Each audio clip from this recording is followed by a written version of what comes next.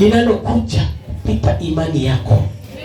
Mungu anaachia jaribu, anaruhusu shetani akujaribu kulingana na imani yako mahali upeleka.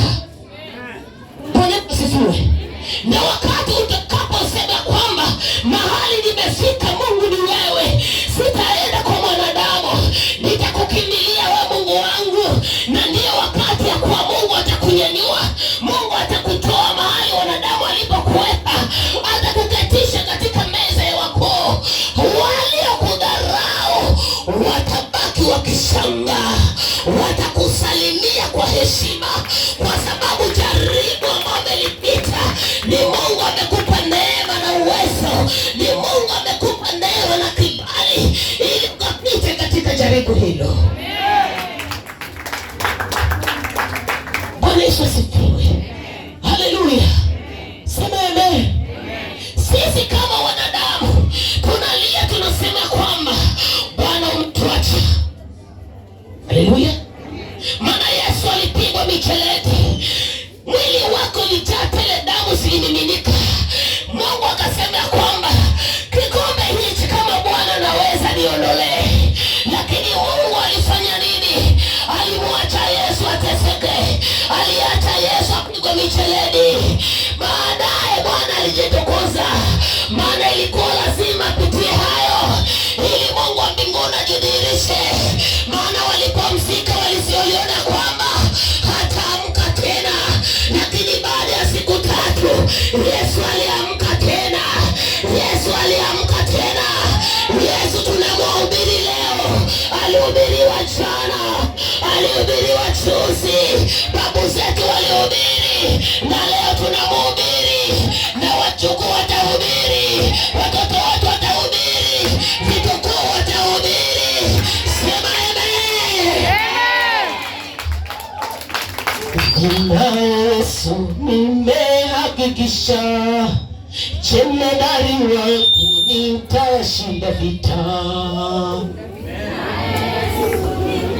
Hakikisha, jemedari wangu nitashinda vita. Oh, nina Yesu nimehakikisha, jemedari wangu nitashinda vita.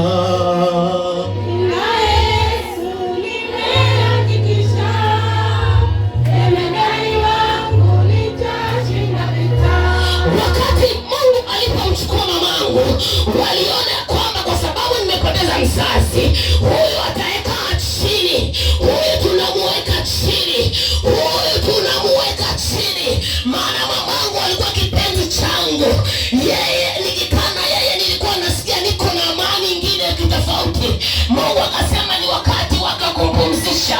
Ninajua kwamba haikuwa rahisi kama mwanadamu, lakini Mungu kama yeye ilimpendeza na akanisimamisha, wakanitia nguvu. Na siku ya leo ninahubiri injili ambayo ingekuwa mwingine wa kawaida hangeweza, wangekuwa bado wa nyuma wanaomboleza.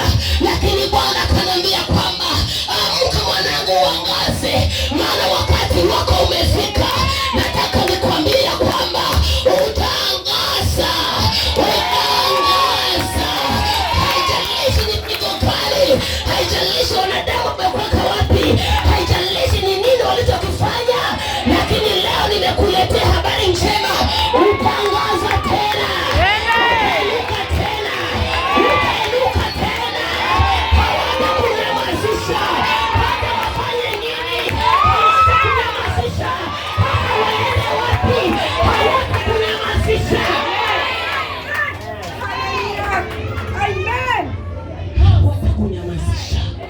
Hawatakunyamazisha, hawatakunyamazisha, hawatakunyamazisha. Leo nimekuletea habari njema, hawatakunyamazisha. Haijalishi wanafanya vikao vyao saa ngapi, wanapokaa kwa vikao vyao, Yesu anashuka katikati yao, anabongorosha meza zao. Nataka nikwambie kwamba leo hizo meza za wachawi Mungu wa mbinguni anaenda kuziangusha. Haijalishi walienda kwa mchawi na kali, haijalishi walienda Sumbawanga, haijalishi walienda. Leo nimekuletea habari njema. hizo meza zao leo Bwana anaenda kuzipindua. Nikiwa chini Bwana akawa ananiongelesha wakajaribu, wakati nisingeweza hata kumwambia Bwana ninataka unifanyie hii. Nilikuwa pale chini, Bwana akaniambia, mwanangu, hata kama uko mahali hapa ninajua, lakini nataka nikwambie, utakapotoka mahali hapa jina langu litainuliwa, nitakuinua zaidi, ninakuweka mahali wanadamu hawatakupata, nitakupeleka mahali utapigiwa saluti. Leo nimekuletea habari njema. Leo wewe umebarikiwa, wewe umeinuliwa. Mahali mwanadamu alipokuweka hautarudi hapo.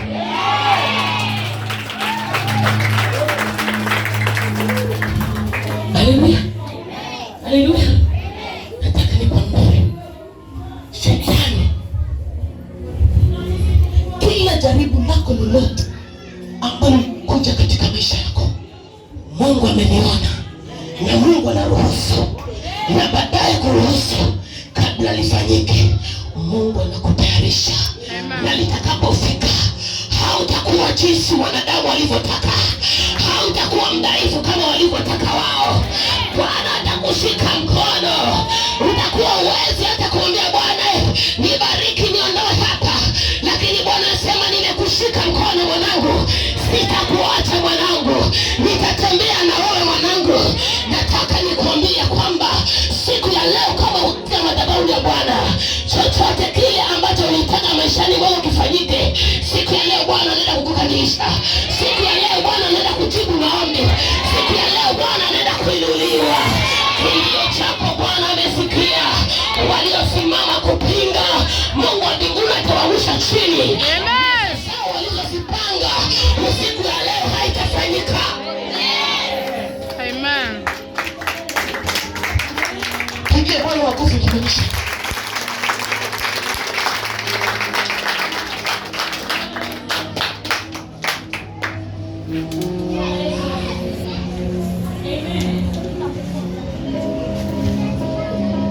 Wakati wana wa Israeli walikuwa wakitumika kwa Farao,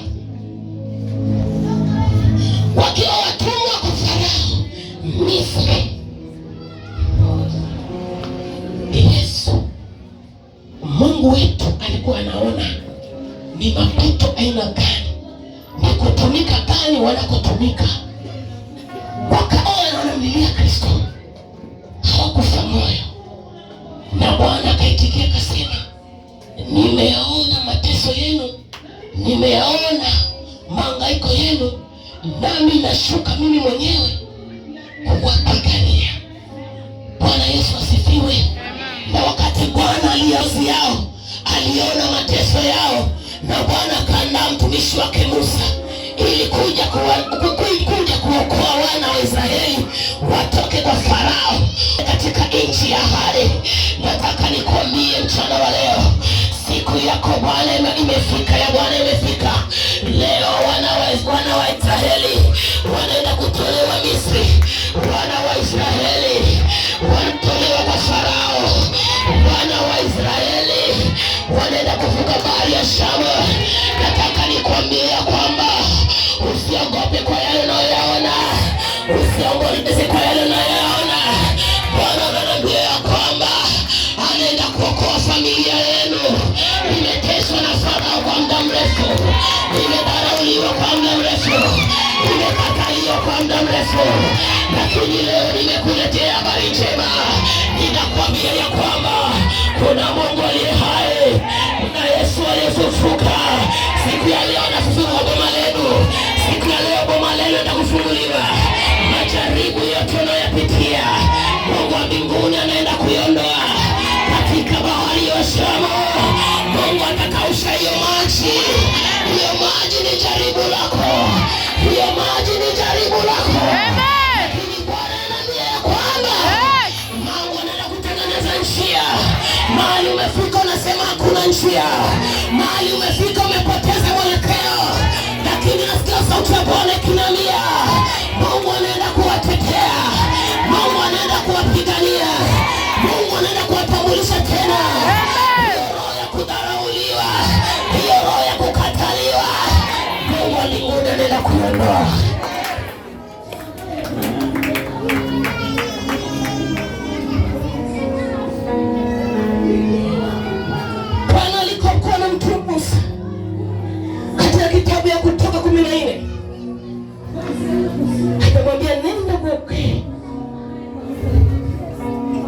wana wa Israeli kwa Farao ili kuwapeleke katika nchi niliyoahidi. Bwana Yesu asifiwe. Musa akauliza Mungu, akamwambia nitasema nini, nitaambia nini Farao? Bwana akamwambia kwamba nenda, nimekutangulia na nitaachilia maneno kwa kinywa chako, nami nitatenda kama nilivyokusudia. Musa akajiangalia. Musa alijiangalia yeye kama mwanadamu. Musa akajiangalia akasema itakuwaje? Lakini Mungu akasema nenda, maana nimekutuma. Naye Musa akaanza safari kuelekea kwa Farao. Alipofika kwa Farao akamwambia Farao, nimetumwa na Bwana ili nikaokoe wana wa Israeli watoke hapa kwako. Bwana amesema uachilie waende zao. Farao akamwambia hiyo haiwezekani, na ni Bwana aliyeachilia moyo mgumu kwa Farao ili akatalie na wana wa Israeli. Lakini baadaye Farao akasema wacha niwaachilie waende, lakini wao wameweka uamuzi kwa wamewaachilia waende. Farao yule akasema kwa nini nimewaachilia waende? Farao na jeshi lake wakajiandaa.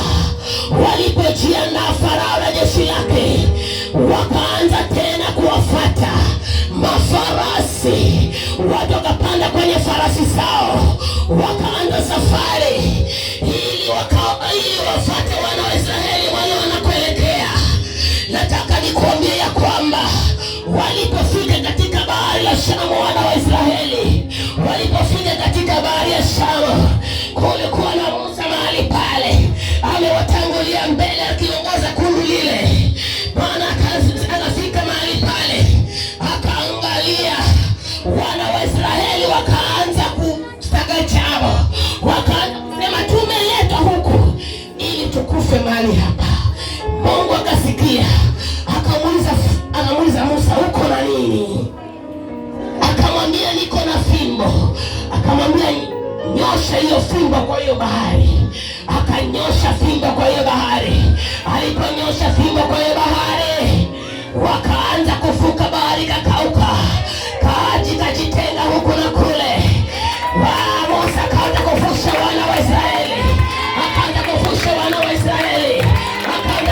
wana wa Israeli, hao ni wana wa Israeli wanavushwa. Farao akasema hiyo haiwezekani, twendeni tuwafuate. Wanapogeuka nyuma wanaona Farao na jeshi lake wako mbio. Wakasema hao wanakuja hawakutumaliza.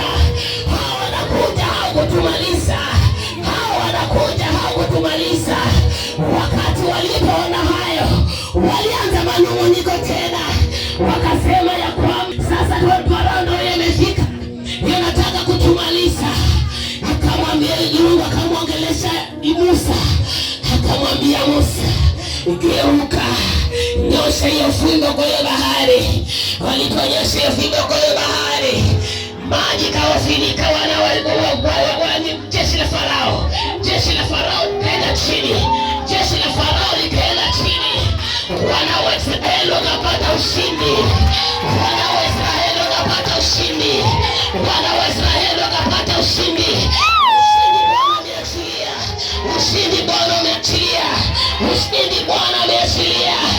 Ushindi ameachilia maishani mwako. Bwana ameachilia. Wale waliokuzunguka Bwana anaenda kuondoa. Sasa wanapindua. Maisha yako yanaenda kubadilika. Maisha yako yanaanza upya tena. Waliokudharau, waliokusimanga, Bwana Mungu anaenda kuangamiza.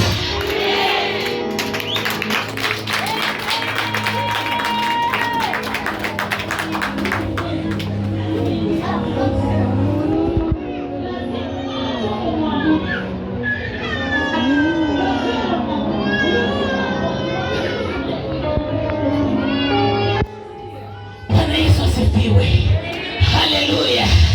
Nataka nikuambie ya kwamba Haijalishi ni kitu gani unachokiona. Uko katika madhabahu ya Bwana, uko katika hekalu la Bwana, kuna majaribu unayapitia. Unauliza, kwani Mungu yuko wapi? Mbona wengine wanashuhudia, mbona mimi sioni nikishuhudia?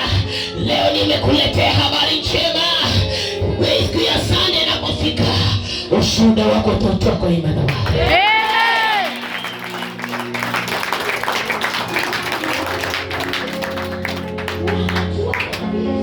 Haleluya. Haleluya. Sio kama injili inakwambia.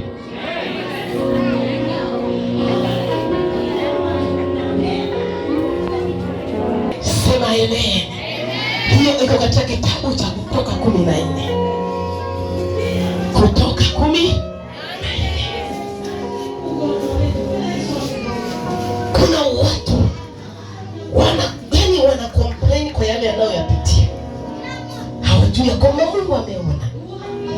Hawajui kwamba Mungu anashughulika. Hawajui kwamba Mungu ndiye ameruhusu fanyike ili apate kujitukuza. Wanasema mimi hata simuone Mungu. Bara.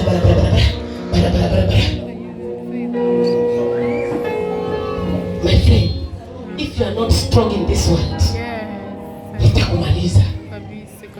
Mungu ameachilia hiyo jaribu na ushindi uko nao. Pale mahali maadui walipokuweka, Mungu wa mbinguni anaenda kutoa. Mahali wa kudharauliwa, mahali wa kukataliwa, mahali ambako wanakuona haufai. Lakini nataka nikwambie, within this week kuna ushuhuda Mungu anachilia. Kuna nyimbo yaani wewe unaenda kuimba chorus, utalala kwa usingizi ukiimba amenitendea, amenitendea, Emmanuel amenitendea, Emmanuel amenitendea. Yaani ukaimba ikiwa kwa usingizi mpaka uamke ujishtukie, unaimba amenitendea. Haleluya. Haleluya. Amenitendea.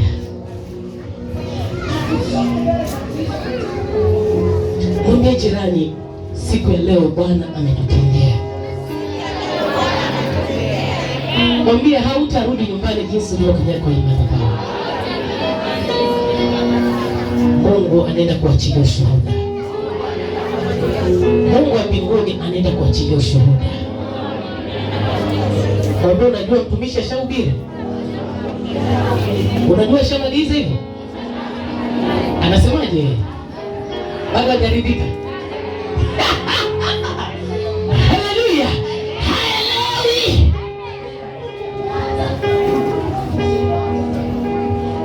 Mwambie jirani, unaelewa wewe? Unajua tuna Mungu tunayemwabudu. Unajua kuna message imepita. Mwambie, jaribu unalopitia Mungu ameruhusu upitie, na jina la Mungu liinuliwe maishani mwako.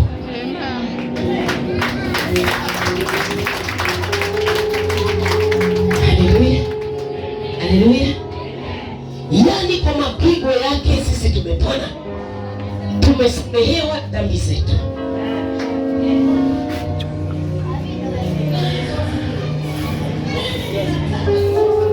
Bwana Yesu asifiwe. Amen. Haleluya. Sasa mnaniambia eti mimi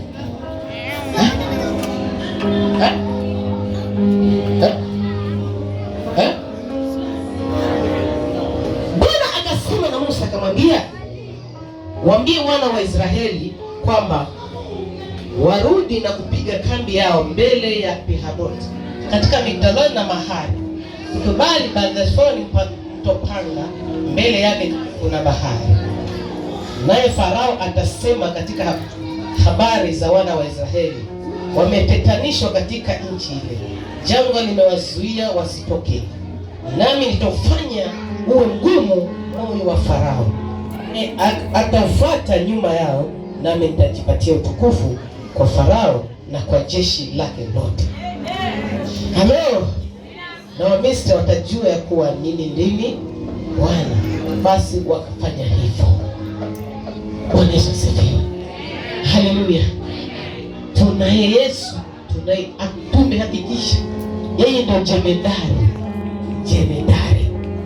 Mfalme wa Misri aliwaambia ya kuwa wale watu wamekwisha kimbia, na moyo wa Farao na moyo wa watumishi wake iligeuzwa iwe kinyume cha hawa watu. Nao wakasema, ni nini jambo hili tulilolitenda kwa kuacha wana wa Israeli waende zao wasitumikie tena? Yaani baada ya kuwa washaenda wana wa Israeli, Farao na watumishi wake mioyo yao Bwana akaifanya kageuka, wakaanza kuregret, kwa sababu Mungu anataka kujidhihirisha. Aliwageuza mioyo yao ili wachute, waanze safari ndio amalizane nao. Kwa hiyo nataka nikwambia kwamba katika maisha yako kuna Farao aliyesimama kinyume na maisha yako, na yule Farao aliyesimama kinyume na maisha yako leo tunaenda kumweka chini.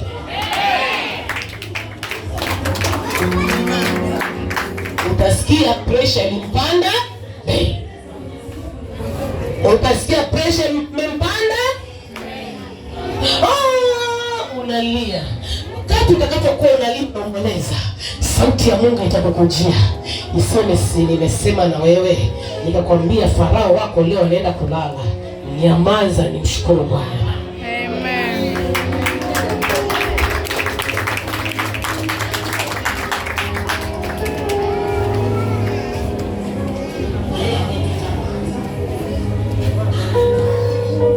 Haleluya. Haleluya.